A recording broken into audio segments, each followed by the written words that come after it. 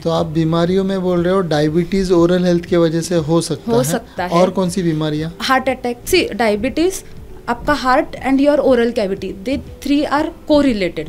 Pregnancy में mother को दांतों में सड़न लगना या फिर दांतों की तकलीफ जो है वो बढ़ सकती है। आयुर्वेद में तो बेसिक नॉलेज है, अगर आपके दांत में दर्द है तो लौंग जो रहता है उसको रख देते हैं। Somebody prefer keeping garlic. मतलब हर डॉक्टर 95% रूट कैनाल ही सजेस्ट करता है। Exactly. तो सामने तो सिर्फ डेंटिस्ट लिखा रहता है दुकान के, आम आदमी कैसे जज करेगा ये दांत अच्छा निकाल सकता है? हम देखते हैं कि कई सेलिब्रिटीज उनकी स्माइल या जो टूथपेस्ट के एडवर्टाइज देते हैं आजकल एकदम ही वाइट टीथ्स रहते हैं। Yes. तो ये टीथ इतने अच्छे मेंटेन कैसे रहते हैं? वाइट टीथ चाहिए तो उसके लिए बेसिकली विनियर्स डालते।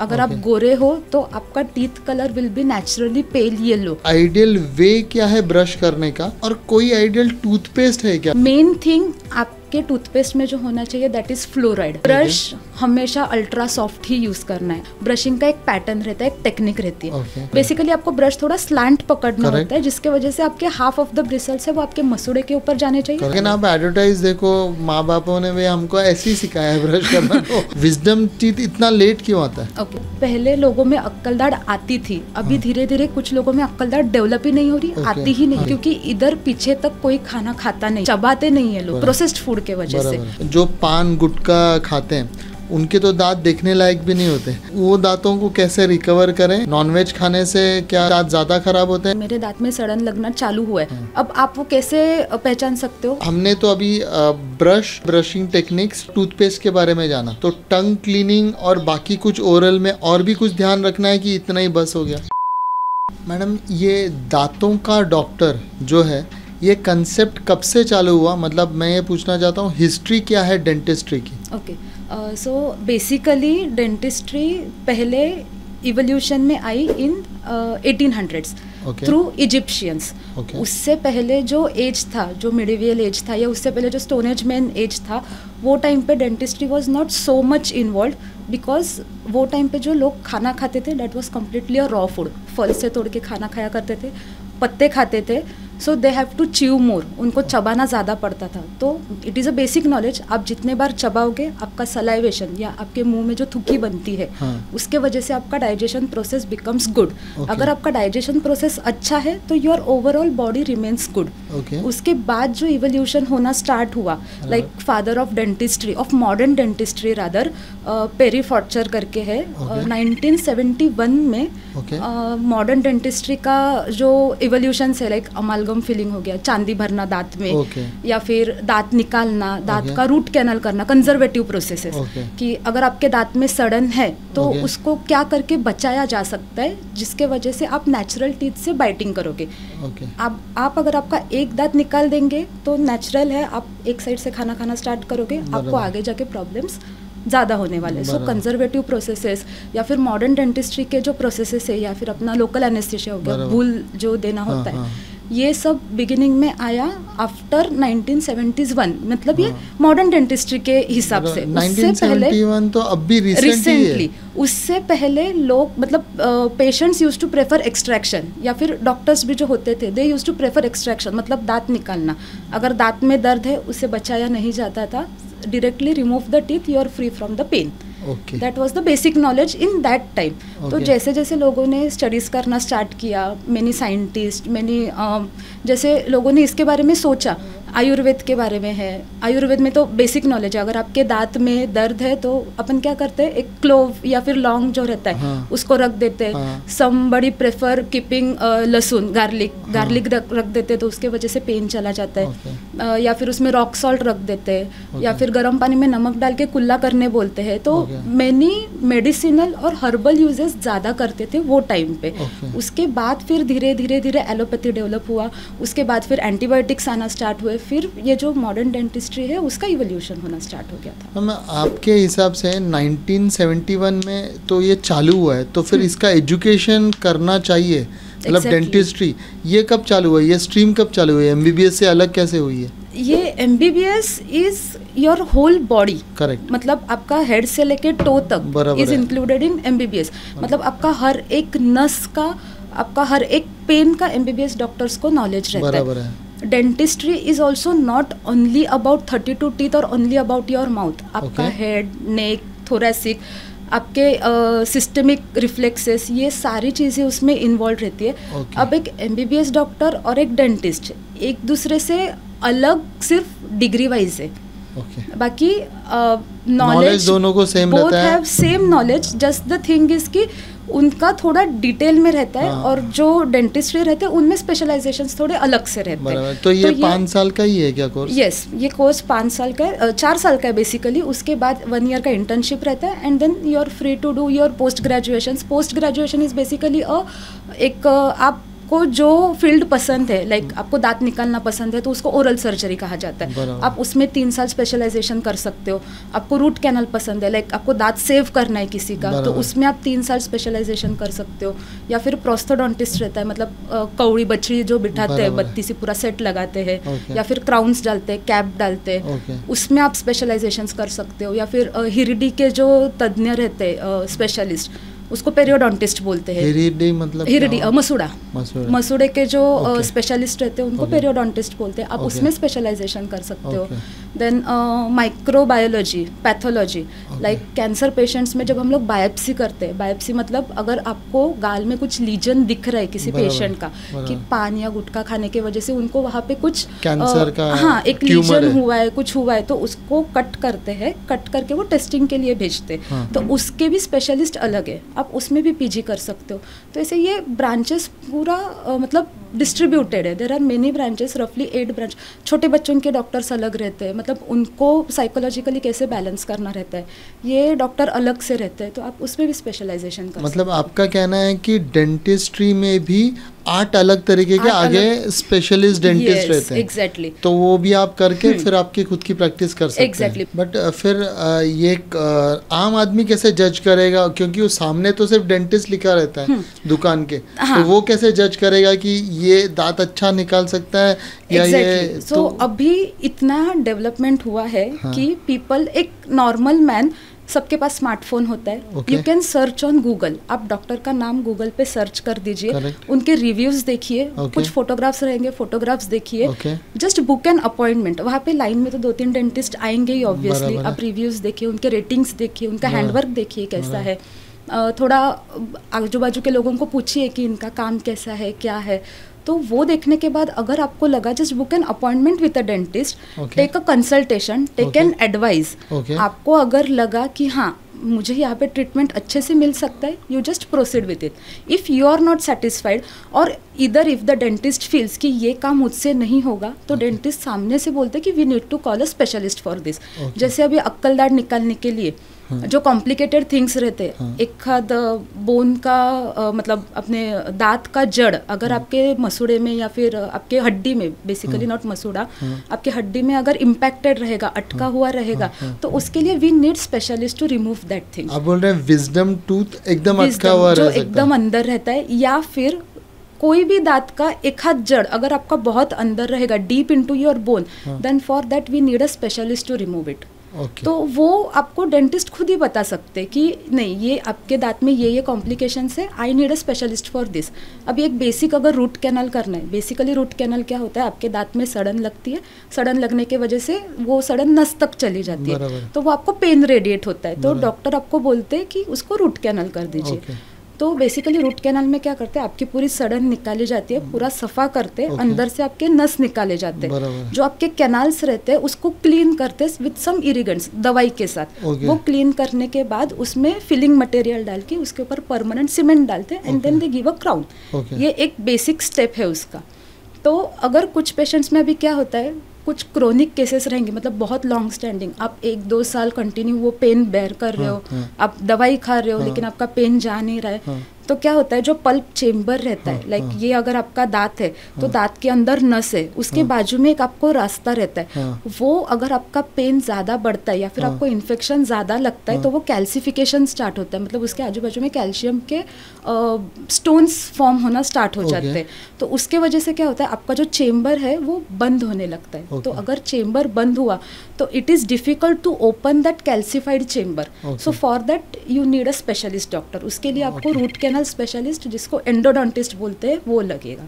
लेकिन वो ये सारी चीज़ें आपके एक्सरे देखने के बाद पता चलती है कि आप ये आपका एक नॉर्मल वे में जाएगा कि आपको कोई स्पेशलिस्ट लगेगा इसके लिए। तो like that you can decide कि आपको क्या करना चाहिए वो। बराबर है। तो इससे ये ध्यान में ऐसे आता है कि जब अपने दांत में दर्द हो रहा हो और हम डिसाइड करते हैं किसी डॉक्टर के पास जाने के लिए, तो इट इज़ हार्डली उसके जो पैसे लगेंगे कितने ट्रीटमेंट के लिए, right. वो तो डॉक्टर एग्जामिनेशन के बाद ही बता सकते हैं। और एग्जामिनेशन के बाद पहले ही बता सकते हैं, काम चालू करने के पहले, क्योंकि अगर काम चालू करने के बाद मालूम पड़ा तो फिर वो बैलेंस मतलब बजट मेंटेन करना थोड़ा डिफिकल्ट मुश्किल हो जाता है। राइट, तो फिर उसके पहले ही हर डॉक्टर बता सकता है, एक्सरे से आपको बता सकता है। अभी आपने बोला 2-1 डॉक्टर से आप कंसल्टेंट कर लो और फिर मालूम करो क्या है। उसी तरीके से फीस भी हर डॉक्टर की अलग हो सकती है। अलग हो सकती है depending upon the locality where the clinic is situated, depending upon the experience, depending upon the knowledge, skills and handwork of the doctor. अगर मतलब ऐसा नहीं है कोई सीनियर मोस्ट डॉक्टर है, हो सकता है उनकी फीस ज़्यादा हो, उनकी फीस कम हो, but it totally depends upon his handwork, his skills and his experience. ऐसा कुछ स्टैंडर्ड फीस नहीं है, ऐसा कुछ नहीं रहता है। और ऐसा भी कुछ है क्या कि फीस ज़्यादा है तो ट्रीटमेंट अच्छी होगी? नहीं, ऐसा भी कुछ नहीं है। Never, it is never like that. If any doctor is charging you higher, that is according to his protocol. He has set some protocol for his clinic कि नहीं, if I am taking an X-ray I am going to charge so and so. If I am doing a root canal I am going to charge so and so. Treatment same रहता है आपका। root canal का जो basic treatment है, every dentist is going to do the same. Like I said, आपकी locality कौन सी है, आपका डॉक्टर कौन है, what specialisation he has done. कभी कभी ऐसा होता है कि पेशेंट डायरेक्टली एंडोडोंटिस्ट के पास ही पहुंचते हैं, तो obviously if they are specialist they are going to charge you according to their, मतलब उन्होंने जो भी प्रोटोकॉल सेट किया उस हिसाब से वो आपको चार्ज करेंगे। सो ट्रीटमेंट में आपको कुछ प्रॉब्लम नहीं आता कभी भी। अभी इसमें एक चीज़ और समझने की है कि आज के तारीख में जब भी हम जाते हैं डेंटिस्ट के पास 90-95% तो हम रूट कैनाल ही करते हैं। मतलब हर डॉक्टर 95% रूट कैनाल ही सजेस्ट करता है। तो और कोई ट्रीटमेंट नहीं है क्या? मतलब यही एक रामबाण उपाय है क्या? यस, रामबाण उपाय से बेटर, मतलब देखिए, if you diagnose your caries या फिर आपकी जो सड़न है वो अगर आपने खुद ने जल्दी पहचान लिया कि नहीं मेरे दांत में सड़न लगना चालू हुआ है, अब आप वो कैसे पहचान सकते हो? आपको वहाँ पे खाना फंसना स्टार्ट होगा, या फिर बाइट करते टाइम आपको समझेगा कुछ वहाँ पे स्टिकी सब्सटेंस है जो आपके ब्रश से भी नहीं निकल रहा है। ऐसे आप उसको डायग्नोज कर सकते हो कि नहीं मेरा यहाँ पे कुछ हो रहा है, उधर कुछ इशू है, ये मेरा नॉर्मल बाइटिंग नहीं है।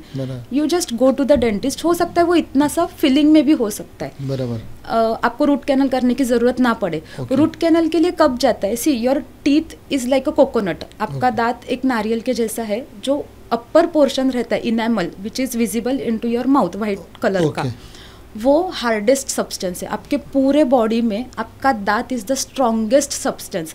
आप कुछ भी करो आपके दांत इतने आसानी से खराब होते नहीं है, कभी भी नहीं। उसके नीचे का जो लेयर रहता है, जैसे नारियल के अंदर जो मलाई रहती है, that is your dentin. Dentin is थोड़ा सॉफ्ट पार्ट रहता है वो, दैट इज सेंसिटिव। और उसके अंदर जो नारियल का पानी रहता है, it acts like your pulp. मतलब आपकी नसें। तो जब आपकी सड़न लगती है दांत में, पहले वो इनेमल से स्टार्ट होती है। इनेमल मतलब आपके दांत के सबसे ऊपरी लेयर में। वो धीरे धीरे धीरे उसको डिस्ट्रॉय करके आपके डेंटिन तक जाती है। डेंटिन को डिस्ट्रॉय करके फिर आपके पल्प तक जाती है। तो अगर आपने उसको ऊपर ही नोटिस किया कि ये मेरा इनेमल में ही सड़न लगना स्टार्ट हुआ है, तो इट इज कंजर्वेटिव प्रोसेस। आप ऊपर से ही सड़न निकाल के उसके ऊपर फिलिंग कर सकते हो, लाइक परमानेंट सीमेंट डाल के आप आगे सड़न फैलने से रोक सकते हो। आपका दांत रूट कैनल नहीं जाएगा 100%।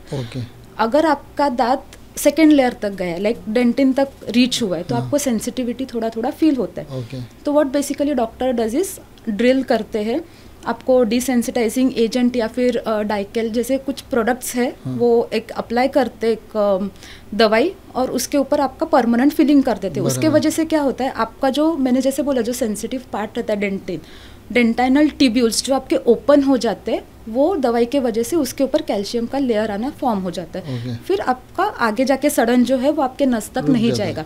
तो बेसिक मतलब नेचुरल है वो चीज़ कि आपका दांत रूट कैनल जाने से बचा। बराबर। अब दांत का रूट कैनल कब होता है? जब वो जो दांत में खड्डा होता है या फिर कैविटी होती है या फिर डीके होता है, वो जब आपके नस तक पहुंचा रहता है, तब there is no other option other than doing a root canal. दूसरा ऑप्शन इसको है आप निकाल सकते हो।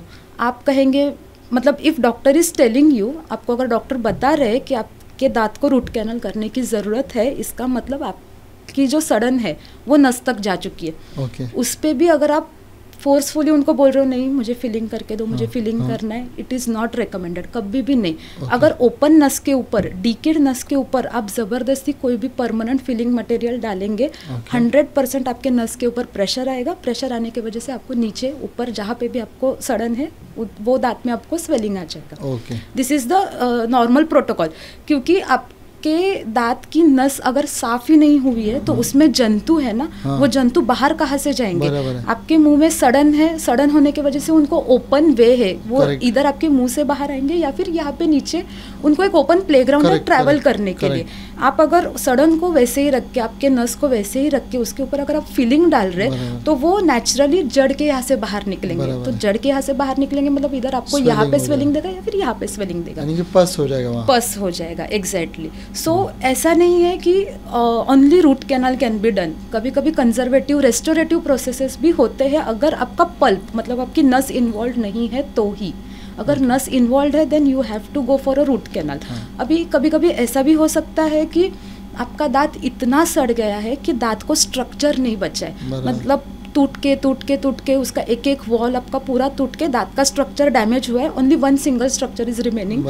तो वो टाइम पे यूजुअली डॉक्टर से कि आप इसको एक्सट्रैक्ट कर दो, आप इसको निकाल दो, क्योंकि रूट कैनल करने के बाद दांत के ऊपर कैप बिठाना या फिर जो क्राउन बोलते हैं जिसको मेटल का रहता है, सिरामिक का रहता है, वो डालना मैंडेटरी है। बिकॉज दांत के अंदर जो नेचुरल आपको ब्लड सप्लाई या न्यूट्रिशन मिल रहा था वो अभी बंद हो गया है। जो भी किया है that is permanent filling material या फिर उसको आर्टिफिशियली आपके टूथ को सेव किया। तो आप जो कंटिन्यू बाइट करते हो उसका प्रेशर आपका root canal treated tooth bear नहीं कर सकता। इसके लिए उसके प्रोटेक्शन के लिए आपको उसके ऊपर कैप डालना मैंडेटरी है। तो अगर आपका दांत बहुत ज़्यादा सड़ा है, उसको स्ट्रक्चर नहीं है, आप उसको रूट कैनल कर सकते हो नो डाउट, बट उसके ऊपर आप कैप नहीं डाल सकते। अगर आप कैप नहीं डाल पाओगे इवेंचुअली आपका वो दांत टूटने वाला है, आपको आगे जाके वो निकालना पड़ेगा। सो दांत के स्ट्रक्चर के ऊपर भी डिपेंड करता है कि आपका दांत बचाया जा सकता है या नहीं। कभी कभी ऐसा भी होता है कि रूट तक केरीज चले जाते हैं। तो अगर केरीज मतलब सड़न जो है वो रूट तक चली जाती है अंदर तक, वो डायग्नोस इतने इजीली नहीं होती। आपको नहीं समझेगा 2 दांत के बीच में सड़न लगना चालू हुआ है, आप सडनली कुछ बाइट कर रहे हो, अरे कल तक मेरा दांत अच्छा था, अभी आज सडनली टूट गया, ऐसे होता है पेशेंट्स को। वो आपके 2 दांत के बीच में सड़न लगने की वजह से होता है। तो वो सड़न धीरे धीरे जब रूट तक जाती है, एक बार सड़न आपकी रूट तक चली गई, आपका रूट हड्डी में है, रूट केरिस जिसे बोलते हैं, आपका रूट फ्रजाइल हो जाता है। तो कभी कभी रूट केरिस में भी आपका रूट कैनाल नहीं किया जाता क्योंकि उतना स्ट्रेंथ नहीं होता उस पे। सो तभी भी कभी डॉक्टर सजेस्ट करते कि उसको निकाल दीजिए आप। तो दांत निकालने के बाद फिर कैप नहीं बैठता वहाँ? नहीं, दांत निकालने के बाद वहाँ पे मसूड़ा रहता है। मसूड़े के ऊपर आप आर्टिफिशियली कुछ भी प्लेस नहीं कर सकते। अगर आप दांत निकाल रहे हो तो उसको एक ही permanent life time solution and safe solution is implant. अब इम्प्लांट क्या होता है? इम्प्लांट इज आप दांत निकालते हो तो दांत के जगह पे आपको कुछ नेचुरल रिप्लेसमेंट चाहिए। अब वो नेचुरल रिप्लेसमेंट तो कर नहीं सकते, you have to place something artificial जो आपको दांत का ही ताकत दे खाने का। सो तभी हम लोग क्या करते हैं, आपका दांत निकालते हैं, दांत निकालने के बाद कभी कभी इमीडिएट इम्प्लांट्स भी प्लेस करते हैं। इम्प्लांट्स आर टाइटेनियम स्क्रूज, वो 7 mm या 8 mm, 9 mm, 10 mm से वेरी करते हैं डिपेंडिंग अपॉन योर एक्सरे। आपकी बोन की हाइट कितनी है, आपका दांत निकालते टाइम आपको अंदर लीजन या फिर आपको अंदर कितनी बड़ी इंजरी थी, वो हील हो रहा है कि नहीं, ये सब डायग्नोस करने के बाद उसके बाद आपका जो इम्प्लांटोलॉजिस्ट रहेगा वो डिसाइड करेगा आपको कितने mm का इम्प्लांट वहाँ पे प्लेस करना है। कभी 7 mm का होता है, कभी 8 mm का होता है। तो इम्प्लांट बेसिकली इज आपका पूरा जो दांत निकाला हुआ जख्म है वो पूरी तरह से भर गया कि उसके बाद आपके फ्लैप्स मतलब आपके जो गम्स के मसूड़ों की ओपनिंग है उसे ओपन किया जाता है।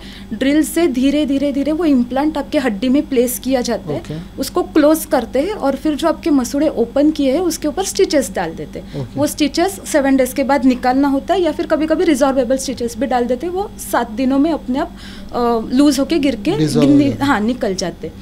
उसके बाद आपके बोन को मतलब आपके हड्डी को और जो इम्प्लांट प्लेस किया है डॉक्टर ने उसको एकजीव होने के लिए मिनिमम 3 to 4 months वेट करना पड़ता है। बिकॉज आप कोई भी चीज़ अगर नई चीज़ आप बोन कैसे रहता है, अगर जब आप दांत निकालते हो तो bone is not that strong. 3-4 महीने में इतने जल्दी बोन भरता नहीं है। तो अगर आप कोई भी चीज़ वहाँ पे प्लेस कर रहे हो तो उसको टाइट होने में, उसको उन दोनों को एकजीव होने में मिनिमम 4 to 5 months वेट करना पड़ता है। डिपेंड करता है आपकी हीलिंग के ऊपर। अगर आपकी हीलिंग अच्छी हो कभी कभी 3 months में पूरा क्लियर हो जाता है। अगर आपकी हीलिंग अच्छी नहीं हुई तो sometimes we have to wait for 6 months also. तो वो डॉक्टर आपके डिसाइड करते हैं, आपका एक्सरे वगैरह लिया जाता है, कभी कभी CBCT रिपोर्ट भी लगता है। अभी CBCT report is 3D view, मतलब आपको जो एक्सरे में देखते हैं वो 2D व्यू है। CBCT रिपोर्ट में दांत पूरा आपका जो हड्डी है वो 3D व्यू में दिखता है। तो जब वो दोनों चीज़ें आपकी एकजीव हो जाएंगी तब उसके ऊपर आपका कैप बिठाया जाता है। But that is going to be for life long. वो आपको वापस आगे जाके कभी तकलीफ नहीं देगा। उसका एक और दूसरा एडवांटेज है, आप जो most of the times people prefer for going on bridges. मतलब अभी दांत नहीं है तो आजू बाजू के दांत का सपोर्ट लेके वहाँ पे ब्रिज डाल दो। अब नेचुरल टीथ अगर आपके अच्छे हैं तो उसको जानबूझ के ग्राइंड करना, साइड का टीथ ग्राइंड करो, उसका सेंसिटिविटी जानबूझ के बढ़ाओ और फिर उसको ब्रिज दो। सो वो ना हो। आप अगर कैप डालेंगे तो कैप के लिए ऑब्वियसली आपके दांत को घिसना पड़ेगा। दांत घिसेंगे आपकी सेंसिटिविटी बढ़ेगी, सेंसिटिविटी बढ़ेगी आगे जाके वो दांत आपका रूट कैनल जाएगा या फिर आपको कंटिन्यू वो सेंसिटिविटी देता रहेगा। तो ये सारी चीज़ें अवॉइड करने के लिए मोस्टली इम्प्लांट्स डाल देते हैं। बेसिकली इट इज़ दैट फंडा कि आपके नेचुरल टीथ को हाथ नहीं लगाएंगे, उसको धक्का नहीं लगाएंगे, जो दांत निकाला है बस उसी को रिप्लेस करेंगे। तो इम्प्लांट में ब्रिजेस लगाने की जरूरत नहीं? बिल्कुल नहीं। आप एक इम्प्लांट डालो उसके ऊपर एक कैप डाल दो, बस इट्स डन। उस हिसाब से होता है। मैम जब आपने बोला पुराने ज़माने में सीधे टूथ एक्सट्रैक्शन ही एक सोल्यूशन था, तो फिर तब वो लोग इम्प्लांट नहीं करते थे? नहीं। तो विदाउट टूथ तो खाते कैसे थे फिर? वही है ना, वो लोग खाना खा नहीं पाते थे। फिर आगे जाके धीरे धीरे वहाँ पे कुछ सप्लीमेंट, मतलब एक आर्टिफिशियल जैसे डेंचर्स रहते हैं रिमूवेबल, निकालने डालने के, जो बछड़ी बोलते, वो टाइम पे ये सब नहीं था। ये धीरे धीरे धीरे जैसे लोगों ने स्टडी किया, ये धीरे धीरे इनटू देयर प्रैक्टिस आने लगा कि वहाँ पे कुछ एक टेम्पररी सोल्यूशन दे देंगे। तो अब टेम्पररी सोल्यूशन कैसे देंगे उनको? तो वो जो निकाला है वहाँ पे उसका माप ले लेंगे, माप लेके वहाँ पे कुछ आर्टिफिशियल एक्रेलिक का टूथ बिठा देंगे, जिसके वजह से पेशेंट को कुछ खाने को हो जाए। बट ये पुराने ज़माने में नहीं था, ये अभी रिसेंटली डेवलप हुआ है। मतलब आफ्टर 1900s में ही आया हुआ है ये, इससे पहले 100% तो नहीं था। हमारे पूर्वजों ने बहुत दर्द सहा होगा। बहुत दर्द सहा है, बहुत दर्द। Yes, but the thing was कि उनके दांत उतने मजबूत थे क्योंकि जैसे मैंने कहा they used to have raw food. अभी हम लोग जो खाते हैं वो प्रोसेस्ड फूड है। लेकिन प्रोसेस्ड, मतलब मैं ये समझ रहा हूँ अभी का तो बहुत प्रोसेस्ड है, लेकिन मैं 1970s में आया तो से जब से राजा महाराजा थे, यस तब तो से उनको है, तभी तो रॉ फूड ही रहेंगे। यस तो उनको वो टाइम पे चांदी भरते थे दांत में एज अ टेम्पररी मटेरियल। लेकिन जैसे मैंने बोला आपके दांत की जो सड़न है वो अगर नस तक गई है तो फिर निकाल दो दांत। तब वो टाइम पे root canal was not into practice. ये तो तब वो लोग डीके को निकाल के उसमें चांदी डाल देते, चांदी भर देते थे। और वो मतलब हैंडमेड जो लोकल मशीन्स रहते हैं, जो अपना नॉर्मल ड्रिल्स रहते हैं, वैसे ड्रिल्स थे। मतलब नॉट एग्जैक्टली जो दीवार में होल वगैरह करने वाली जो ड्रिल मशीन रहती है वो नहीं, ऑब्वियसली एक डेंटल जो ड्रिल रहती है वही थी। But they use to remove that decay, वो सड़न पूरा निकाल के उसके ऊपर चांदी भर देते थे। मैडम ओरल हेल्थ का अपने बॉडी के हेल्थ से कोई संबंध है क्या कि ओरल हेल्थ अलग है, बॉडी हेल्थ अलग है? नहीं। See your body is a gateway. Your mouth is basically a gateway to your body. आप जो भी खाना खाने वाले हो वो पहले आपके माउथ में उसका डाइजेशन स्टार्ट होगा, उसके बाद वो आपके बॉडी में जाने वाला है. तो बेसिक थिंग है कि अगर आपको डायबिटीज़ है you have to check your teeth. अगर आपको हार्ट अटैक है you have to check your teeth. If you are pregnant you have to get your teeth checked. क्यों? अभी जो लोगों को डायबिटीज़ होता है, डायबिटीज़ क्यों होता है? ब्लड में शुगर लेवल्स ज़्यादा रहते हैं. अभी लोग ऐसे बोलते हैं शक्कर खाने के वजह से आपको डायबिटीज़ हुआ है. बराबर, शक्कर खाने के वजह से हुआ है. आप शक्कर खा रहे हो लेकिन आपके शक्कर का जो डिसोल्यूशन प्रोसेस है या फिर एब्जॉर्प्शन प्रोसेस है वो पहले कहाँ से स्टार्ट हुआ? आपके माउथ से. जो आपके जो सलाइवरी ग्लैंड्स रहते हैं जो आपके सलाइवा प्रोड्यूस करते हैं उसमें अमाइलेज करके एक एंजाइम होता है. वो अमाइलेज एंजाइम आप जब खाना चबाते हो वो आपके खाने को वहीं पे डाइजेशन उसका चालू कर देता है. उसके बाद उसका बोलस बनता है. वो बोलस जब आपके पेट में जाता है तब पेट में जाके फिर उसका सेकेंड डाइजेशन प्रोसेस स्टार्ट होता है. अब लोगों का डायबिटीज से और दांत से क्या संबंध है अगर हम लोग पूछेंगे तो जो मसूड़े रहते हैं और अपने दांत रहते हैं, if this is the tooth और ये मसूड़ा है तो इसके बीच में जो गंदगी फंसती है अगर आप उसको साफ नहीं करोगे, मसूड़े बहुत थिन लेयर के रहते हैं. आप अगर आपके मसूड़े भी चेक करेंगे कभी कभी ब्रश करते टाइम उसमें से ब्लीडिंग हो जाता है. तो ब्लीडिंग होता है मतलब दे आर वेरी थिन. तो ये जो दोनों के बीच में गंदगी फंसती है उसमें बैक्टीरियाज रहते, जंतु रहते, कीटाणु रहते. वो कीटाणु धीरे धीरे धीरे आपके मसूड़ों में से आपके ब्लड स्ट्रीम्स में फ्लो होते, रक्तवाहिन्या ज्याला आपण म्हणतो, उसमें वो कम्प्लीटली फ्लो होके आपका शुगर लेवल्स बढ़ाते हैं. तो और उसके ऊपर अगर आप शुगर इनटेक आपका ज़्यादा है तो पैनक्रियाज क्या करता है? आपके पैनक्रियाज आपका इंसुलिन प्रोडक्शन स्टार्ट करता है. बट फिर भी अगर आप उसको क्लीन नहीं कर रहे तो obviously that bacterias are acting continuously on to your teeth and on to your gums.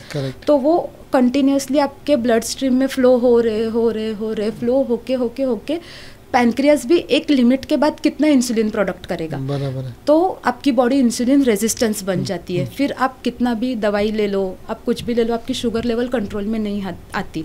तो उसके बाद जब आपको दांत का दर्द स्टार्ट होता है, most of the time diabetologist also suggest कि आप दांत की सफाई करके लो.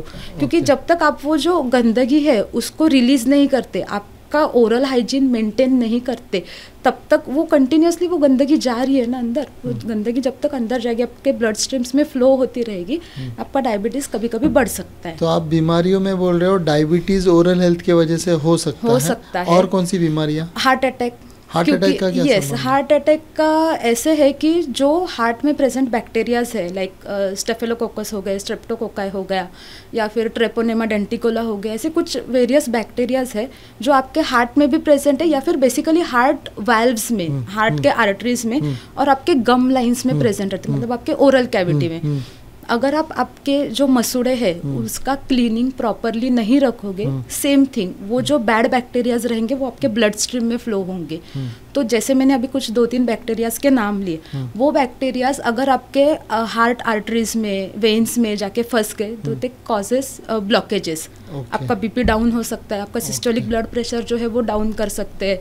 वहाँ पे कोलेस्ट्रॉल बढ़ाते नहीं है but they can form a clot formation, उसके वजह से हो सकता है ये बैक्टीरियाज की वजह से. तो अगर डायबिटीज, आपका heart and your oral cavity, they 3 are correlated. अगर आपको आपके दांत खराब है आपको डायबिटीज होने के चांसेस है. अगर आपको डायबिटीज है तो आपको आपके दांत साफ रखना मैंडेटरी है. तो जिसके दांत खराब है उनको हार्ट की केयर लेना भी ज़रूरी है. जिनको हार्ट का प्रॉब्लम है उनको मुंह की सफाई करना भी ज़रूरी है. So they are interrelated. Third thing is pregnancy में. अब प्रेगनेंसी में क्या होता है, कुछ दवाई स्टार्ट करते जो 9 मंथ्स रहते हैं, they are divided into 3 months 3 months 3 months. First trimester जिसको बोलते हैं, जो फर्स्ट 3 महीने का ट्राइमेस्टर रहता है, that is babies development trimester.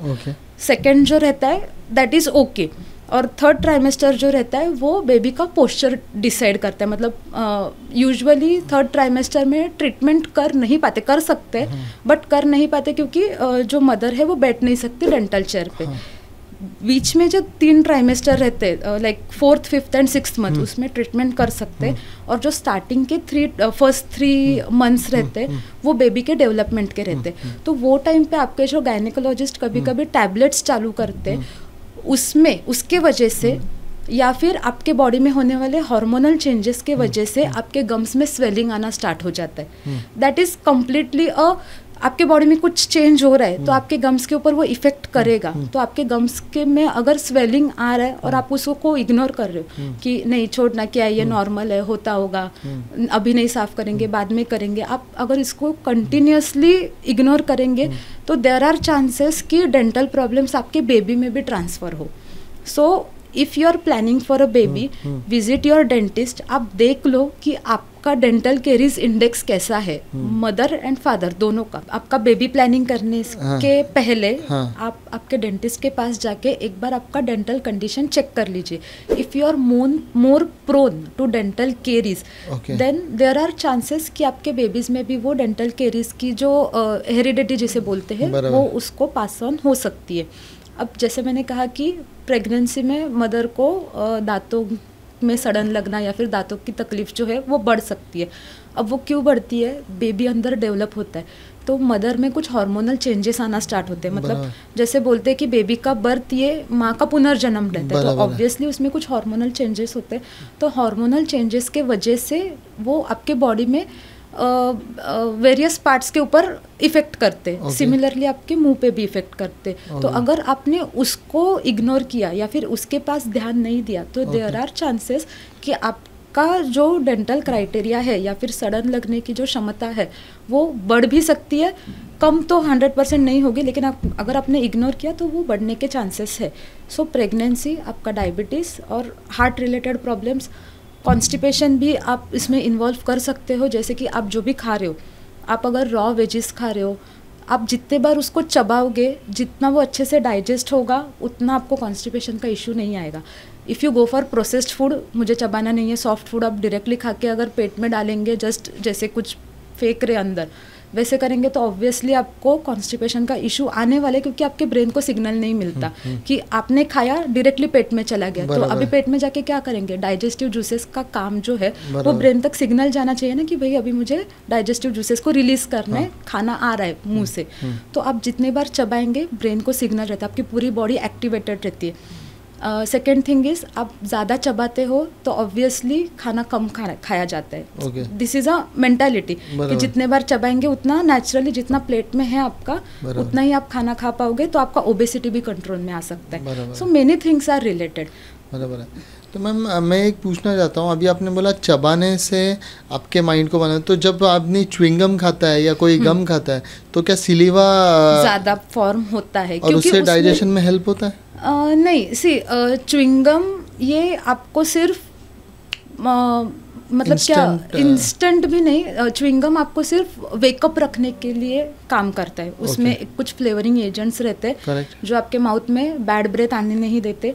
Second thing is, if you are driving और if you are into something important but you are feeling asleep, आपको ऐसे लग रहा है कि मुझे नींद आ रही है, और अगर आप च्युइंगम चबाएंगे तो च्युइंगम इज बेसिकली शुगर से बना हुआ रहता है, कुछ स्वीट शुगरी सब्सटेंस रहता है वो। तो आप अगर उसको कंटिन्यू चबाओगे तो you are into process, you are doing something, your brain remains awake कि नहीं मुझे चबाना है, मुझे सलाइवा प्रोड्यूस करना है, और आप वो स्वेलो करते रहते हो। तो योर माइंड कनेक्शन आपका वहाँ पे एक्टिवेट रहता है, जिसके वजह से आप स्लिप फॉल नहीं करते। बस बाकी उसका च्युइंगम का ऐसा कुछ रिलेशन नहीं है उसके वजह से। ओके, नाउ मुझे अभी दूसरा सबसे इम्पोर्टेंट ये जानना है कि हम देखते हैं कि कई सेलिब्रिटीज़ खासकर मॉडल्स, उनकी स्माइल या जो टूथपेस्ट के एडवर्टाइज देते हैं आजकल एकदम ही वाइट टीथ्स रहते हैं, बहुत ही पॉश टीथ्स रहते हैं। तो ये even not only in advertisement, बाद में भी वो एक्ट्रेसेस के इवेंट्स में भी वैसे ही मेंटेन रहते हैं। तो ये टीथ इतने अच्छे मेंटेन कैसे रहते हैं? देखिए, it is a interconnected process. अगर कोई सेलिब्रिटी है या फिर लेमैन भी है, कोई नॉर्मल पर्सन है, पहले तो उसके दांत स्ट्रेटेंड किए जाते हैं। अगर आपका कोई दांत रोटेटेड है, उसको पहले अलाइनमेंट में लाया जाता है आपका आइडियल स्माइल अचीव करने के लिए। जो एक नेचुरल ब्यूटीफुल स्माइल जिसे हम बोलते हैं सेलिब्रिटी स्माइल, उसको अचीव करने के लिए ब्रेसेस के हेल्प से या फिर अलाइनर्स, इनविजिबल अलाइनर्स जो अभी दिखाते हैं एडवर्टीजमेंट में, उसके हेल्प से आपके दांत पहले नेचुरल अलाइनमेंट में लाया जाता है। उसके बाद if you are not satisfied कि नहीं मुझे ये स्माइल मुझे सूट नहीं हो रहा है, मुझे और एनहेंस्ड स्माइल चाहिए, मुझे वाइट टीथ चाहिए, तो उसके लिए बेसिकली विनियर्स डालते।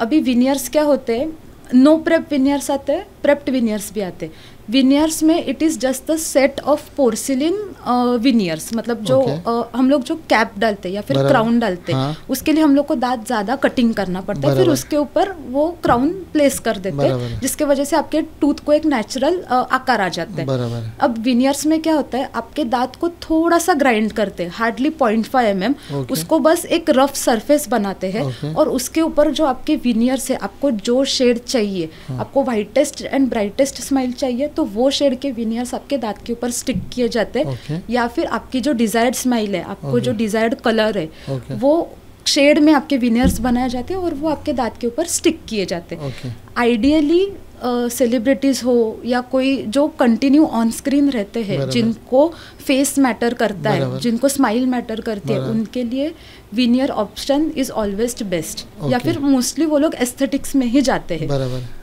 सेकेंडली टीथ वाइटनिंग करते हैं, but teeth whitening is a temporary process. देखिए नेचुरल जो कलर आपको मिला है, इफ़ यू आर फेयर, अगर आप गोरे हो तो आपका teeth colour will be naturally pale yellow.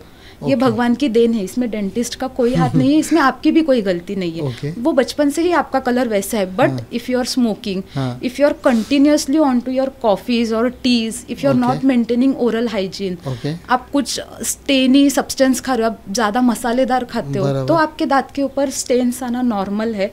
If you are highly acidic, अगर आपको एसिडिटी बहुत होती है, आपको हार्ट बर्न होता है, आप वोमिटिंग्स ज्यादा करते हो, तो उसमें क्या होता है, नेचुरल है, आप एसिड बाहर फेंक रहे हो, तो एसिड मुंह से बाहर आने से पहले आपके टीथ पे, आपके ओरल म्यूकोजा पे, आपके टंग के ऊपर अफेक्ट करता है, उसके बाद वो मुंह से बाहर आता है। तो if continuously it is attacking on your teeth, then obviously आपके टीथ येलो होंगे। उसको रिवर्स कर सकते हैं by whitening, but whitening is a temporary procedure. अब वाइटनिंग में क्या किया जाता है, आपके गम्स को प्रोटेक्ट करते हैं, एक जिंजाइवल बैरियर लगा के, उसके ऊपर हाइड्रोजन पेरोक्साइड करके केमिकल आता है, वो केमिकल टीथ के ऊपर आपको अप्लाई करते हैं, एक लाइट से उसको क्योर कर देते हैं, and then we wash it off. तो you will be 1 shade brighter, but only for few months. उसका हर एक प्रोडक्ट एक डिजायर्ड टाइम रहता है, for 8 months, 9 months, 1 year, 1.5 year, जो भी रहेगा वो एक बार उसका वैलिडिटी खत्म हो गया, आपका जो नेचुरल पेल येलो कलर था that is going to come back. Teeth whitening is basically a bleaching, जैसे लेडीज मेकअप लगाते हैं, मुंह धोने के बाद मेकअप वेयर ऑफ हो गया, सेम टीथ वाइटनिंग का वही प्रोसेस है। आपने टीथ वाइटनिंग किया, 8-9 महीने में उसका काम हो गया, चला गया। So teeth whitening is not that, मतलब मोस्टली रिकमेंड नहीं करते, क्योंकि उसके वजह से आपकी सेंसिटिविटी ज़्यादा बढ़ती है, क्योंकि वो सरफेस रफ होता है, सरफेस रफ होने के बाद उसके ऊपर एक केमिकल अप्लाई किया जाता है, तो वो केमिकल अगर आपके दांत के ऊपर कंटिन्यूस इफेक्ट कर रहा है, तो ऑब्वियसली आपके दांत में सेंसिटिविटी होना थोड़ा नॉर्मल है। अब आपने जैसे पूछा सेलिब्रिटी स्माइल जो रहती है, celebrities mostly they go for orthodontic treatment, मतलब ब्रेसेस से दांत पहले सीधे कर लेते हैं। If they achieve a good smile, उनको जो डिज़ायर्ड या फिर उनके प्रोड्यूसर को जो डिज़ायर्ड स्माइल चाहिए, जो डिज़ायर्ड फेस चाहिए, वो अगर उनको मिल रहा है, then mostly they don't go for veneers, they stick to the natural procedure. वो लोग भी वाइटनिंग करते हैं, no doubt, but it's their bread and butter, they have to do it, क्योंकि उनको कंटिन्यूसली ऑन स्क्रीन रहना पड़ता है। अगर ऑर्थोडोंटिक ट्रीटमेंट के बाद भी, मतलब तार लगाने के बाद या फिर अलाइनर से सेट करने के बाद भी दांत अगर सही नहीं लग रहे, then they go for veneers. अभी कुछ लोगों के दांत के ऊपर छोटे स्टेन्स रहते हैं, या फिर कुछ लोगों के दांत में छोटे स्पेसेस रहते हैं, उसको क्लोज करने के लिए, दांत टेढ़े मेढ़े रहते हैं, उसको क्लोज करने के लिए भी कभी कभी विनियर्स डाल देते हैं। विनियर्स निकलते नहीं है? नहीं, दे आर परमानेंट। एक बार लगा दिया तो लाइफ टाइम है। टेम्पररी भी रहते हैं removable, but mostly people go for, specially the celebrities, they mostly वो लोग परमानेंट के लिए जाते हैं। फिर उससे च्यूइंग में तकलीफ नहीं होती? कुछ प्रॉब्लम नहीं आता। They act as natural teeth. Mostly veneers आपके पहले फ्रंट 6 टीथ पे ही लगाते हैं फॉर एस्थेटिक लुक। वो आपको बाइटिंग पीछे विनियर्स डाल के कुछ मतलब नहीं है। आपको मेन क्या है, आपकी लुक्स अच्छी चाहिए। और विनियर्स का खर्चा कितना अंदाजन आ सकता है? विनियर्स डिपेंड करता है। फॉरेन कंट्रीज में veneers are much costlier than India. India में अगर आप विनियर्स के बारे में पूछेंगे, somewhere around 25,000 per unit. Single cap might go for 25,000 से लेके 50,000 के बीच में आपको जा सकता है, depending upon the dentist, depending upon the locality, depending where you are doing. So आपके जो ऊपर और नीचे के दांत मिलके कितने हो जाएंगे फिर? 6, मतलब ऊपर के 6 नीचे के 6, 12 into 50,000 25,000 what ever it is. तो उतना खर्चा आएगा तो आपके पर टूथ विथ सीमेंटेशन, विथ मतलब जो इम्प्रेशन वगैरह सब लेने से। It requires time it takes hardly 7 days, minimum 7 days is required. तब तक के लिए आपको टेम्पररी सेट दिया जाएगा। Every day you are not suppose to go. आपको बस एक दिन जाना रहता है, डॉक्टर आपके दांत की कटिंग कर देंगे, कटिंग करके आपका माप लिया जाएगा। माप लेके वो लोग लैब में भेज देते हैं, या फिर कुछ लोगों को लैब अटैच रहती है तो वो लोग वहीं पे प्रिपरेशन स्टार्ट कर देते। 2, 3 या 4 दिन में आपके विनियर्स का सेट आ जाता है। आपको टेम्पररी यूज़ करने को देते 1 या 2 दिन के लिए, you are good to go, fix कर देते उसको बस। Then that is for life time. Removable set भी रहता है, वो कंप्लीट सेट रहता है। जैसे इनविजिबल दिखाते निकालने डालने का जो रहता है, वैसे आप रिमूवेबल भी कर सकते हो। उसका काम क्या रहता है, जो आपका नेचुरल टीथ है उसी के ऊपर आपका माप लिया जाता है। बस जो आइडियल टीथ का स्ट्रक्चर है उस हिसाब से उसको बनाते हैं। तो आपको जब बाहर जाना है, आपको किसी फंक्शन में अटेंड करना है, आपको कुछ एक स्पेसिफिक शूट करना है कि इसमें मुझे स्माइल अच्छी चाहिए, आप वो प्लेस करो, आप उसको डालो, आपका काम होने के बाद आप उसको निकाल के भी रख सकते हो। But mostly people go for permanent. Okay, got it. अभी हम चलते हैं अक्कल दाढ़ जो बोलते हैं, विजडम टूथ की तरफ। तो ये जो दांत टूटते हैं बचपन में, मिल्क टीथ जो बोलते हैं, तो बचपन में जब टूटते हैं तो दांत वापस आ जाते हैं। तो उसमें आपके मोलार, प्रीमोलार ये भी आते हैं कि सिर्फ सामने के आते हैं, और बाद में लाइफ में वापस क्यों नहीं आते, और विजडम टीथ इतना लेट क्यों आता है? ओके, देखिए, जो बच्चों के दांत रहते हैं, पहले when the baby develops up till 12 years, 12 साल तक बच्चों को सिर्फ 20 टीथ्स रहते हैं। 5 मतलब सामने के 2 या 4 दांत जो लुक्स के लिए रहते हैं वो, और पीछे 2 दांत रहते हैं उनको चबाने के लिए। ये एक बार उनके गिर गए, उसके बाद नीचे से परमानेंट दांत आना चालू हो जाते हैं। तो सारे ये 12 दांत गिरते एक साथ नहीं गिरते, उनका एज स्पेसिफिक है। आपका कुछ एज में 8 to 9 years में एक सामने का दांत गिरेगा, तो जैसे नीचे का दांत डेवलप होगा, आपका जो परमानेंट टीथ है नीचे का वो डेवलप होगा, it will start pushing your baby teeth. आपका बेबी टीथ पुश करेगा, उसको फॉल ऑफ करेगा, फिर वो नीचे से ऊपर आएगा। तो उसको आपका अलाइनमेंट प्रॉपर रहता है। जो आपका फर्स्ट मोलर, आपका फर्स्ट परमानेंट बाइटिंग टूथ रहता है, it erupts at the age of 6 years। आप जब 6 साल के रहते हो तब आपका फर्स्ट मोलर आता है। उसके बाद आपका सेकेंड मोलर आता है। एक बार आपका पूरा डेंटिशन आ गया, मतलब जो आपके 28 टीथ है, आपके अक्कल दाढ़ छोड़ के, टोटल 32 रहते हैं, 4 अक्कल दाढ़ छोड़ देंगे तो 28 हो गया। आपके ये पूरे 28 टीथ आने के बाद अब अक्कल दाढ़ का इरप्शन टाइम है यूजुअली आफ्टर 18 years, क्योंकि वो अंदर डेवलप ही नहीं होता, उसका डेवलपमेंट पीरियड ही लेट है। अभी ये क्यों हो रहा है, पहले लोगों में अक्कल दाढ़ आती थी, अभी धीरे धीरे कुछ लोगों में अक्कल दाढ़ डेवलप ही नहीं हो रही, आती ही नहीं है। दिस इज इवोल्यूशनरी प्रोसेस, क्योंकि इधर पीछे तक कोई खाना खाता नहीं है, जैसे मैंने खाया, चबाते नहीं है लोग, बस मुझे चबाना है, निगलना है, प्रोसेस्ड फूड के वजह से। तो अगर लोग चबा रहे नहीं है तो वो दांत का यूज नहीं है। बराबर है। The thing which is not in use doesn't get develop. अपना मंकी बोन हो गया, नहीं आता किसको आता है अभी। अपेंडिक्स हो गया, अपेंडिक्स का कुछ काम नहीं है, appendix is on extension, appendix अभी किसी को नहीं रहता। सेम विथ अक्कल दाढ़, अगर आपका अक्कल दाढ़ 17 से लेके 30-35 तक कभी भी आ सकता है, डिपेंडिंग अपॉन द डेवलपमेंट, आपका कब अंदर डेवलप होता है। अब कभी कभी क्या होता है, अंदर ही अंदर आपका अक्कल दाढ़ डेवलप हो जाता है, लेकिन आपका मसूड़ा या फिर आपकी हड्डी जो है उसको बाहर आने को जगह ही नहीं रहता, तो वो बाहर आएगा कहाँ से? अगर ये आपका आगे का दांत है, इधर आपका अक्कल दाढ़ है, if it is like this how will it come out? क्योंकि आपका आगे का दांत उसको रेजिस्टेंस दे रहा है, तो वो इसको पुश करके करके करके बाहर तो आएगा नहीं, उसको गम्स चाहिए, उसको हड्डी चाहिए बाहर आने के लिए। अगर आपका अक्कल दाढ़ अंदर सीधा है तो वो सीधा बाहर आएगा, अगर उसको जगह मिलेगा तो। अब अंदर जो अक्कल दाढ़ फंसे हुए रहते हैं उसको निकालना मैंडेटरी है या नहीं? तो yes, it is mandatory until and unless वो आपको तकलीफ दे रहे हैं। अगर उसके वजह से आपको कुछ तकलीफ नहीं हो रहा है तो उसको हाथ मत लगाइए, let it remain like that. लेकिन अगर वो अक्कल दाढ़ आपके आगे वाले दांत में सड़न कॉज कर रही है, आपके आगे वाले दांत में प्रेशर क्रिएट कर रही है, आपको मुंह खोलने में तकलीफ दे रही है, अगर वो पार्शियली बाहर आया है या फिर बाहर आके उसके ऊपर मसूड़ा ग्रो हुआ है, उसमें आपका खाना फंस रहा है, आपका मसूड़ा सूज गया है, तो आपको निकालना मैंडेटरी है उसको। या फिर अगर वो अंदर है, आपके आजू बाजू के दांत को वो कुछ तकलीफ नहीं दे रही, डोंट गो फॉर एक्सट्रैक्शन, उसको जैसा है उसको वैसे रहने दो, आपके दांत को कुछ तकलीफ क्रिएट नहीं करेगा। ये आपको कब पता चलता है? When you take a big x ray, उसके लिए एक ओपीजी करके बड़ा एक्सरे आता है, उसमें पता चलेगा 100% आपका अक्कल दाढ़ अंदर कैसा है, तो आप उसको अर्ली डायग्नोस कर सकते हो कि ये अक्कल दाढ़ मेरे आगे वाले दांत को सड़ाएगा कि नहीं। अगर सड़ाने वाला है उसको, तो उसको बिफोर हैंड निकाल के लो, आपका आगे का दांत बचेगा, उसको रूट कैनल करने की भी ज़रूरत नहीं पड़ेगी। ओके मैम, अभी बच्चों के हाइजीन की बात करते हैं, ओरल हाइजीन की, तो कैसे माँ ने उन्हें ओरल हाइजीन समझानी चाहिए? आइडियल वे क्या है ब्रश करने का, और कोई आइडियल टूथपेस्ट है क्या, कि कोई अच्छा टूथपेस्ट आप रिकमेंड करते हैं कि, या कैसे देखें, या टूथपेस्ट यूज़ करें भी कि नहीं, या नीम से दातून करते थे पहले वो करें, कैसे करना चाहिए? नहीं, देखिए बेसिकली कमिंग टू टूथपेस्ट आप कोई भी ब्रांड का यूज़ करो, ब्रांड में बंदी नहीं है, उसमें क्या है उसके ऊपर डिपेंड करता है। मेन थिंग आपके टूथपेस्ट में जो होना चाहिए that is fluoride. Fluoride is basically a fluorine chemical है वो।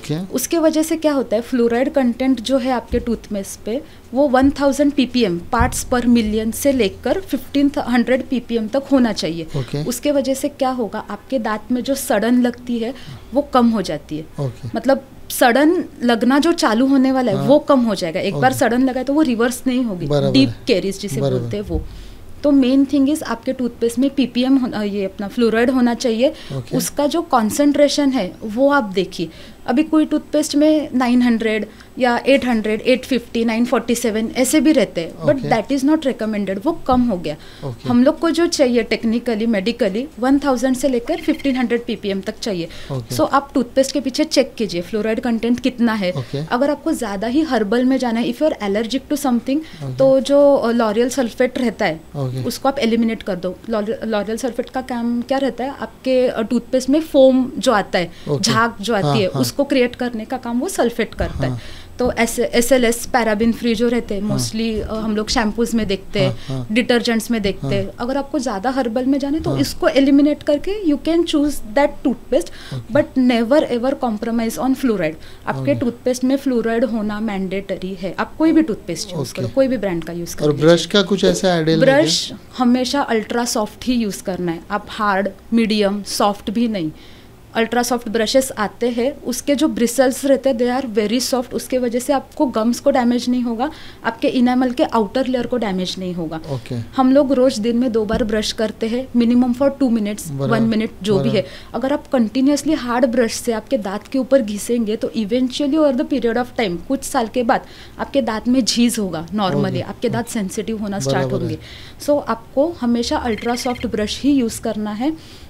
डेली आपको दिन में 2 बार for 2 minutes in morning, 2 minutes at night. हमेशा ये रूल फॉलो करना है कि मैं 2 बार ब्रश करूँगा, सुबह 2 मिनट के लिए, रात को 2 मिनट के लिए। अब ऐसा नहीं है आप ब्रश लेके बाथरूम में खड़े हो गए, बस दांत घिस गया हो गया, नहीं। ब्रशिंग का एक पैटर्न रहता है, एक टेक्निक रहती है। अगर ये आपका दांत है तो आपके जो ब्रिसल्स है या फिर आपका जो ब्रश है वो आपको 45 डिग्री एंगल अभी ये बोलने के लिए बेसिकली आपको ब्रश थोड़ा स्लैंट पकड़ना होता है, जिसके वजह से आपके हाफ ऑफ द ब्रिसल्स है वो आपके मसूड़े के ऊपर जाने चाहिए, हाफ ऑफ द ब्रिसल्स आपके दांत के ऊपर आने चाहिए, and you just have to swipe it. Swipe कीजिए जो भी है, उसके वजह से क्या होगा, आपके गम्स में जो खाना फंसा है या फिर आपके दो दांतों के बीच में जो खाना फंसा है वो उसके वजह से निकल जाएगा। आप सिर्फ ऐसे ऐसे करेंगे तो नहीं निकलेगा, दांत के ऊपर कुछ ये रहते हैं, ग्रूव्स, डिप्रेशंस रहते हैं, तो आप अगर ऐसे घिसेंगे वो साफ नहीं होगा। अगर आप उसको ऐसे स्वाइप करेंगे तो वो धीरे धीरे उसमें से जो भी खाना फंसा है वो निकल जाएगा। अभी आपको दांत के चारों भी जो पार्ट्स है उसको क्लीन करना रहता है। आपका टंग का पोर्शन, आपका फेशियल सरफेस जो है वो, ये अंदर का पोर्शन और एक ऊपर का जहाँ से आप बाइटिंग करते हो वो, अभी बाइटिंग करते हैं वो पोर्शन थोड़ा रफ रहता है, तो उसके ऊपर आप ऐसे नहीं घिसना है आपको, जस्ट राउंड सर्कुलर मोशन में, जिसके वजह से उसको सरफेस एरिया ज्यादा मिलेगा, आपका जहाँ पे भी खाना फंसा है वो पूरा स्वाइप ऑफ हो जाएगा। आप बोल रहे हैं जो दाढ़ होती है मोलार टीथ, उसको राउंड राउंड ऐसे करते हैं, राउंड मोशन में करना रहता है, इसके ऊपर राउंड। और जो सामने और पीछे के हैं उनको स्वाइप ऊपर की तरफ स्वाइप, नीचे वाले नीचे की तरफ, ऊपर के दांत नीचे की तरफ स्वाइप करने, नीचे के दांत ऊपर की तरफ स्वाइप, और फिर अंदर का टाटर अंदर जो टार्टर रहता है उसको भी सेम आपको अगर स्वाइप ही करना है। हाँ, इसको 45 डिग्री एंगल में पकड़ो, ऊपर खींचो, या फिर ऐसे भी आप ब्रश कर सकते हो, बट वो जो है आपको स्लैंटिंग पोजीशन में रखना है, जिसके वजह से आपका थोड़ा सा ब्रिसल्स गम्स के अंदर चला जाए और वहां से आपकी गंदगी को बाहर निकाले। लेकिन आप एडवर्टाइज देखो, माँ बापों ने भी हमको ऐसे ही सिखाया है ब्रश करना, दैट इज मेन थिंग, और आदत हो गई अभी ऐसा कोई ध्यान नहीं आता। मेक इट अ हैबिट, आप 7 डेज यही हैबिट प्रैक्टिस करो, आपको उसका आदत लग जाएगा। Keep it into a habit. हमने तो अभी ब्रश और कैसे ब्रशिंग टेक्निक्स और टूथपेस्ट के बारे में जाना, तो टंग क्लीनिंग और बाकी कुछ ओरल में और भी कुछ ध्यान रखना है कि इतना ही बस हो गया? नहीं, आपको टूथ ब्रशिंग के साथ आपको माउथ वॉश करना है, माउथ वॉश के साथ आपको फ्लॉस यूज करना है, डेंटल फ्लॉस, जो वैक्स थ्रेड आता है, वो थ्रेड आपको दो दांत के बीच में बस डालना है, उसको रब नहीं करना, it can harm your gingiva, आपके गम्स, मसूड़ों को वो हार्म कर सकता है। आपको जस्ट उसको दो दांत के बीच में प्लेस करना है, उसको ऊपर खींचो, दो दांत के बीच में डालो, उसको ऊपर खींचो। उसके वजह से क्या होगा, आपका जो दो दांत के बीच में फंसा हुआ खाना है वो फ्लॉस के वजह से क्लियर हो जाएगा। सेकेंड थिंग इज, ये कौन से एज के बाद करना है? यू कैन यूज आफ्टर 18, आप छोटे बच्चों में भी यूज कर सकते हो, ऐसा कुछ नहीं है, बट मोस्टली छोटे बच्चे वो ये सारी चीजें करती नहीं है, सो ये सारी चीजें मम्मी पापा को ध्यान में रखनी चाहिए। जब बेबी का फर्स्ट टूथ आता है तभी से you have to take care, उसको क्लीन रखना ही है। बेबी को कभी भी, जो ब्रेस्ट फीडिंग पे बेबीज रहते हैं, रात को उठ गया, बेबी को भूख लगी, कभी कभी वो ऐसे ही दूध पी के रात को सो जाता है, that is a very bad habit. बच्चों को कभी भी वैसे ही दूध पिला के सुलाना नहीं है आपको, एटलीस्ट उनको पानी पिलाओ, या फिर एक कॉटन का कपड़ा लेके उसको गीला कर दो, बच्चों के दांत के ऊपर जो दूध का जो भी लेयर है उसको बस क्लीन कर दो, मॉर्निंग में उठ के आप उसको ब्रश से वॉश कर सकते हो। तो ये मम्मा को since babies first tooth gets erupted तभी से उसको हैबिट में डालना चाहिए। उसके बाद आप ग्रुप प्रैक्टिस कीजिए, बच्चा देखेगा, बच्चे 2-2 3-3 दिन ब्रश नहीं करते, क्यों? कंटाला आता है, कौन ब्रश करेगा? तो आप मम्मा पापा और बेबी आप साथ में करो, अगर वो आप दोनों को देखेगा ब्रश करते हुए तो वो भी हैबिट में लाएगा, नहीं मम्मा करिए, पापा करिए तो मुझे भी ब्रश करना चाहिए। उसको हैबिट सिखाओ, take them into campaigns, take them to dentist को बोलो कि मेरे बच्चे को ब्रशिंग हैबिट सिखाए। उसके वजह से क्या होगा, बेबीज में भी अपने ओरल कैविटी की को लेकर थोड़ा अवेयरनेस रहेगा। बराबर है। और ये माउथ वॉश भी मैंडेटरी है? Mouthwash is mostly if you are using alcohol free तो you can go for mouthwash. तो माउथ वॉश का मेन काम है, अगर आप कभी खाना खा रहे हो, आपको ब्रश करने टाइम नहीं मिला, या फिर आपने चाय पिया, अभी आप ब्रश नहीं कर सकते, आप गार्गल नहीं कर सकते, या फिर आपको क्लीन करने को टाइम नहीं है, तो आप तभी माउथ वॉश करके जस्ट गार्गल करके उसको क्लीन कर सकते हो, जिसके वजह से जो चाय में या शुगर मतलब दूध में जो बैक्टीरिया है जो आपके दांत पे बैठ के उनका काम स्टार्ट करने वाले हैं, वो माउथ वॉश के वजह से सप्रेस हो जाए। बस। Second thing is, mouth wash आपको सिर्फ फ्रेशनेस देता है, और आपका जो दो दांत के बीच में कभी कभी फंसा हुआ खाना होता है, वो आप अगर फ्लॉस यूज़ नहीं करते हो तो वो जब आप सूश करते हो, जब माउथ वॉश मुँह में लेके हम लोग जो ऐसे करते हो, उसके वजह से वो दो दांत के बीच का खाना पूरा आपका क्लियर हो जाता है। But sometimes it is also said कि आपको mouth wash continue for your entire life time use नहीं करना चाहिए if it is alcohol based.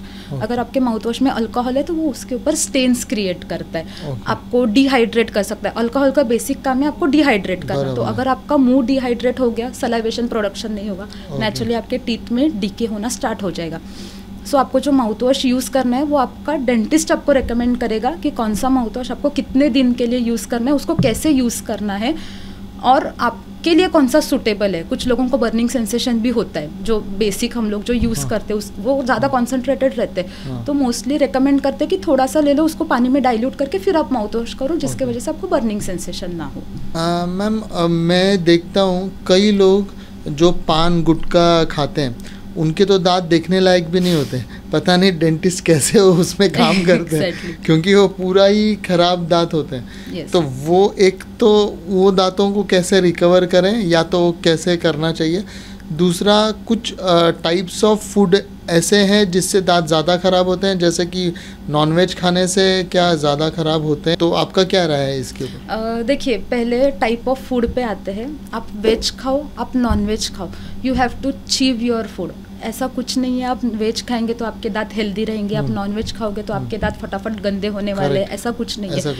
Many of the vegetarian people also get dental cavities, उनको भी डीके हो सकता है। ये सारी चीज़ें आपके हाइजीन के ऊपर मेंटेन करती है। आप खाने के बाद आपके दांतों की कितनी केयर लेते हो उसके ऊपर। नॉनवेज थोड़ा ज़्यादा फंस जाता है क्योंकि वो रबरी होता है, रबरी होने की वजह से वो आपके दांत के अंदर फंस जाता है। And obviously the thing is कि नॉनवेज जो है, जो मांस है, उसमें माइक्रो ऑर्गेनिजम्स थोड़ा ज़्यादा रहते हैं, तो वो जो आपका प्रोसेस है वो ट्रिगर कर सकता है। तो मोस्टली, बट सच ऐसा कुछ नहीं है कि अगर आप नॉनवेज खाएंगे तो आपके दांत ज़्यादा खराब हो जाएंगे, आप वेज खाएंगे तो आपके दांत खराब नहीं होंगे। इट्स जस्ट आप खाने के बाद उसको क्लीन रखो, आपके दांतों को कुछ नहीं होगा। साल में 2 बार कंपलसरी डेंटल विजिट्स करना ही है। फ्लोराइड एप्लीकेशन आपके टूथपेस्ट में हो या ना हो, आपका अगर डेंटिस्ट आपको रेकमेंड कर रहा है कि आपको फ्लोराइड एप्लीकेशन करके लेना है।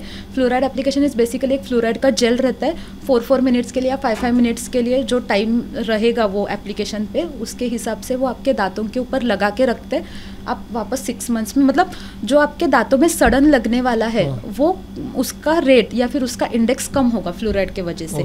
सो आपका डेंटल का विजिट्स मिनिमम साल में 2 बार होना ही चाहिए, आपको कुछ तकलीफ हो या ना हो।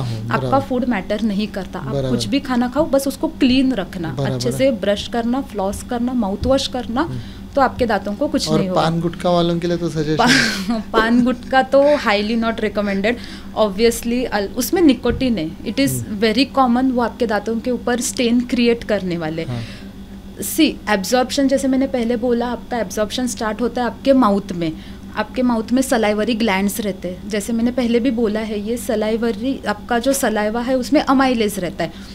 तो आप जो स्टार्च खाते हो या आप कुछ भी खाते हो, आप अगर अल्कोहल भी इंटेक कर रहे हो तो पहले अल्कोहल का जो लेयर है वो आपके चिक्स के लाइनिंग के ऊपर, आपके जीभ के ऊपर, आपके जीभ के नीचे, वहाँ पे उसका एब्जॉर्प्शन सबसे पहले स्टार्ट होता है। अगर आप देखेंगे तो अपना जो ये गाल के जो मसल्स रहते हैं, दे आर मोर इलास्टिक, हम लोग बहुत वाइड ओपन कर सकते हैं मुंह। बट पीपल हु इट पान, तंबाकू, गुटखा, निकोटीन के वजह से उनका ये जो गाल का या फिर ये जो बाइटिंग करने का जो है वहाँ पे मसल्स उनके अकस जाते हैं। वो क्यों होता है? क्योंकि वहाँ पे फाइब्रोसिस, मुंह ऐसा जोर से खोल नहीं पाते, क्योंकि वो निकोटीन के वजह से वहाँ पे फाइब्रोसिस होने लगता है। मतलब उनके जो मसल्स है, उनके जो स्नायू है, आर्टरीज है, वेन्स है, रक्तवाहिन्या ज्या असतात त्या तिथे फायब्रोस व्हायला लागतात, ब्लड फ्लो प्रॉपरली जात नाही, they become more hard, so it becomes difficult for them to open. कभी कभी 1 मिलीमीटर ही मुंह खोलता है, ओनली सिंगल, मतलब एक फिंगर माउथ ओपनिंग, बस उतना ही माउथ ओपनिंग उनका रहता है। तो अल्कोहल इज एसिडिक, आपको भी पता है अल्कोहल में एसिड होता है। आप if you are alcoholic on regular basis, once occasionally अगर आप ले रहे हो, लेकिन उसके बाद अगर आप डेंटल हाइजीन मेंटेन कर रहे हो तो इट्स ओके। लेकिन अगर आप हमेशा ले रहे हो, हफ्ते में 2-3 बार चालू ही है कंटिन्यू, हाईली नॉट रिकमेंडेड। उसके वजह से आपको डिहाइड्रेशन होगा। नॉर्मली अल्कोहल के बाद डिहाइड्रेशन होता है लोगों को, तो सेम थिंग है, आपके माउथ में भी सलाइवा फॉर्म नहीं होगा। सलाइवा फॉर्म नहीं होगा तो आपका ड्राई माउथ रहेगा, ड्राई माउथ रहेगा तो बैक्टीरियाज को ओपन प्लेग्राउंड मिलता है, उसके वजह से आपके दांत सड़ सकते हैं। पान, तंबाकू, गुटखा, उसमें निकोटीन रहता है। निकोटीन डायरेक्टली आपके बक्कल म्यूकोसा में, मतलब आपके चिक्स के जो इनर लाइनिंग है, आपके गाल की जो, तो अगर वो सेल्स आपके मरने लगेंगे तो आपका ओरल हाइजीन कैसे मेंटेन रहेगा? सो स्मोकिंग, तो आप देखेंगे स्मोकिंग सिगरेट के पैकेट के ऊपर ही लिखा रहता है कि it is injurious to health, still people prefer doing that. But nicotine, मतलब पान गुटखा कुछ भी आपकी जो हैबिट है oral habit, it is highly not recommended. अगर आपको कोई डेंटिस्ट बता रहा है क्लीनिंग के बाद कि आपको ये चीज़ बंद करनी है तो आपको वो स्ट्रिक्टली बंद ही करनी है। ऐसा नहीं है कि मैंने कम किया है, कम से कुछ नहीं होगा। आपके पेट में वो फिर भी जा रहा है, आपके मुंह में वो फिर भी जा रहा है, आपको उसको कम्प्लीटली रेस्ट्रिक्ट करना है for a better quality of life. अगर आपको क्वालिटी ऑफ लाइफ अच्छी चाहिए, आपको अच्छा खाना खाना है, तो आपको ये सारी चीज़ें बंद करनी ही है। नहीं तो वो निकोटिन आपके मुंह में कंटिन्यू एब्जॉर्ब होते रहेगा, आपके सेल्स में चेंजेस आते रहेंगे, सेल्स में चेंजेस आएंगे, आपके सेल्स मरेंगे, वहाँ पे मैलिग्नेंसी स्टार्ट होती है। Malignancy is nothing but first stage of cancer. तो दिस इज़ नॉर्मल प्रोसेस, वो उनको भी पता रहता है, बट ये नॉर्मल है, उनसे वो छूटता नहीं है। So if someone is guiding you, if someone is consulting you, उनका सुन के आप उसको बंद कर दीजिए। ठीक है। हम एक लास्ट क्वेश्चन ऐसे रहते हैं कि अगर किसी दिन रात को सडनली हमें दर्द होने चालू हो, तब तो हम डॉक्टर को फ़ोन नहीं कर सकते या कुछ, तो तब टेम्पररी टूथ रिलीफ के लिए घर पे क्या किया जाए? या रेगुलर टूथ हाइजीन के लिए घर पे ऐसे क्या चीज़ें हैं जिनको हम यूज़ करके टूथ का हाइजीन कर सकते हैं? जैसे कि स्किन के लिए लोग बोलते हैं टर्मरिक लगा लो, कुछ कर लो, वैसे रेगुलर आप 5 नुस्खे अगर बता सकें कि ये कर लो तो टूथ आपका मतलब टीथ्स अच्छे रहेंगे। और अगर इमरजेंसी में दर्द हो रहा है तो उसे रिलीफ कैसे लें? ओके, देखिए बेसिकली अगर आपको मिडनाइट पेन स्टार्ट हो रहा है, आपका दांत का दर्द हो, वो सड़ने के वजह से हो या फिर आपके अक्कल दाढ़ इरप्ट होने के वजह से हो, मोस्ट बेसिक थिंग इज आप उसको माउथ वॉश से थोड़ा कंट्रोल कर सकते हो, क्योंकि माउथ वॉश आपका एंटीबैक्टीरियल एंटी माइक्रोबियल रहता है। तो उसके वजह से वहाँ पे जो भी बैक्टीरियाज या फिर जो भी जंतु आजू बाजू में एक्यूमुलेटेड रहेंगे वो वेयर ऑफ हो जाएंगे, आपको टेम्पररी रिलीफ आ जाएगा। Second thing is warm water gargles. अगर आपके घर पे माउथ वॉश नहीं है तो आप गुनगुना पानी लीजिए, उसमें 1 चम्मच नमक डालिए, नमक डाल के आपको जहाँ पे तकलीफ है उसको अच्छे से गार्गल करके थूक देना है। 2-3 बार कीजिए, चलेगा। या फिर डायरेक्टली अगर आप नमक भी अप्लाई करते हो तो भी चलेगा, क्योंकि नमक को जंतुनाशक माना जाता है। थर्ड थिंग इज आपके घर पे हमेशा एक पेन किलर तो रखिए ही दांत के लिए। जो भी हो, आप नॉर्मल बॉडी पेन किलर के ऊपर भी जो लेते हो, जैसे पैरासीटामोल हुआ, कोई भी दवाई हो आपके घर में रहना चाहिए। एक पेन किलर आप वो रात बस आपको आगे जाने के लिए एक पेन किलर आपको आपके पास रखना है। थर्ड थिंग इज कुछ लोग बर्फ़ लगाते हैं, बर्फ़ नहीं लगाना है। आप अगर बर्फ़ लगाएंगे, आपको दर्द बहुत ज़्यादा है, आप बर्फ़ लगाएंगे, हो सकता है सुबह आप इतने बड़े स्वेलिंग के साथ उठ जाए। तो बर्फ़ कौन सी चीज़ों में लगाना है और कौन सी चीज़ों में नहीं लगाना है ये आपको आपका डेंटिस्ट बताएगा। मोस्टली अगर आपको सड़न है तो वहाँ पे बर्फ़ मत लगाइए, क्योंकि वो अगर ये हो गया, जम गया, तो वो आपको स्वेलिंग देगा। उसको जितना फ्री फ्लो कर सकते हो उसको फ्लो रखो, तो उसको फ्लो आपको हॉट से मिलेगा, मतलब जो गर्म रहेगा। तो ऐसा नहीं है आपको गर्म कॉम्प्रेशंस लगाने, नहीं, बाहर से कुछ भी एप्लीकेशन नहीं करना है। आप 3 चीज़ें अच्छे से फॉलो करो। ब्रशिंग कर सकते हो आप, अगर जहाँ पे भी आपको तकलीफ है वो वाले एरिया में, आप माउथ वॉश कर सकते हो वो एरिया में। एंड थर्ड थिंग इज आप आपके पास एक पेन किलर रखिए जो भी है for emergency. And fourth thing is आपका नमक का पानी, that will help you always. अगर ये सब भी करके आपको नहीं आ रहा है तो sometimes people do prefer clove, लौंग जो प्रेफर करते हैं वो, लौंग का तेल भी रहता है, तेल भी यूज कर सकते हो, लेकिन that is also last option. आपको बस टेम्पररी 3 या 4 घंटे पास ऑन करने हैं तो आप थोड़ा सा लौंग वहाँ पे रख सकते हो टेम्पररी रिलीफ के लिए। सुबह होते ही आप डॉक्टर को दिखा दीजिए, तो वो आपको एंटीबायोटिक पेन किलर के कोर्सेज से आपका पेन जो है कंट्रोल में लाएंगे। Main thing is antibiotic. Pain killer तो आपको 7-8 घंटे के लिए आराम देगा, एंटीबायोटिक मेन है जो आपका इन्फेक्शन कंट्रोल में लाएगा। तो मसूड़ों को हेल्दी रखना आपसे घर पे पॉसिबल नहीं है। मसूड़ों को हेल्दी रखने के लिए आप को साल में एक बार कंपलसरी डेंटल क्लीनिंग करना इम्पोर्टेंट है। क्योंकि जो चीज़ें आपके ब्रश से भी नहीं निकल सकती ना, वो चीज़ों को हमें मशीन से निकालना पड़ता है। आई एज अ डेंटिस्ट मुझे भी खुद की क्लीनिंग साल में एक बार कंपलसरी करवा के लेना पड़ता है, क्योंकि मैं कितना भी घर पे उसको क्लीन रखने का कोशिश करूँ नहीं होगा, किसी से भी नहीं होगा। तो मसूड़ों को हेल्दी रखने के लिए आपको डेंटल क्लीनिंग इज मैंडेटरी। साल में एक बार या 1.5 साल में 2 साल में एक बार कंपलसरी डेंटिस्ट के पास जाके क्लीनिंग करवाना। दूसरा ऐसा कुछ नहीं है, आप नमक के पानी से कर सकते हो, बाकी आपको बाम, आयोडेक्स, ये सारी चीज़ों से दूर रहना है स्ट्रिक्टली। गलती से भी कुछ लोग क्या करते हैं, कप उसके ऊपर थोड़ा सा बाम लगाते हैं, जहाँ पे खड्डा है उसके ऊपर डाल देते हैं, but they don't know the side effect. That is going to give you, balm में भी यूजिनॉल रहता है, यूजिनॉल मतलब लौंग का ही तेल रहता है जो आपके नसों को शांत करता है, that is going to be temporary. अगर आपका इन्फेक्शन एक्टिवेट हो गया, एग्रीवेट हो गया, तो आप सुबह इतना बड़ा स्वेलिंग के साथ उठ सकते हो। सो घर के नुस्खे मोस्टली मत यूज कीजिए। Basic thing you can do is warm water gargles, बस नमक डालिए पानी में, उससे गार्गल कर दीजिए, सेफेस्ट सोल्यूशन, बस बाकी कुछ नहीं करना।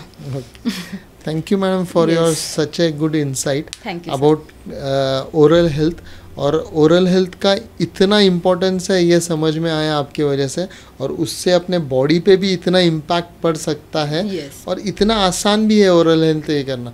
एक्चुअली क्या है, जब तक दर्द नहीं होता आदमी ध्यान में नहीं रखता और इग्नोर करता रहता है। सही बात। तो वो एक कॉशियसली अपने माइंड में रखना पड़ेगा कि ओरल हेल्थ इज आल्सो, आपको पेन हो ना हो, आपको तकलीफ हो ना हो, 1 साल में 2 बार बस आपके डेंटिस्ट को दिखा दो कि बस, मुझे कुछ तकलीफ है क्या, आप बताओ। आपको नहीं रहेगा तो well and good, you are in safe hands, but रहेगा तो आप वहीं पे उसको स्टॉप कर सकते हो। जैसे फैमिली डॉक्टर होता है वैसे फैमिली डेंटिस्ट होना भी मैंडेटरी है, राइट है, जिसको कि आपके उस डेंटिस्ट को आपके पूरे फैमिली की हिस्ट्री मालूम होनी चाहिए। आपके मदर या फादर से आपको ये आया रहेगा, ही कैन प्राउड, मतलब कॉन्फिडेंटली से, नॉट प्राउडली, कैन कॉन्फिडेंटली से आपको आपके मम्मी को ये है ना, उसके वजह से आपको ये हुआ है। करेक्ट है, करेक्ट। Thank you.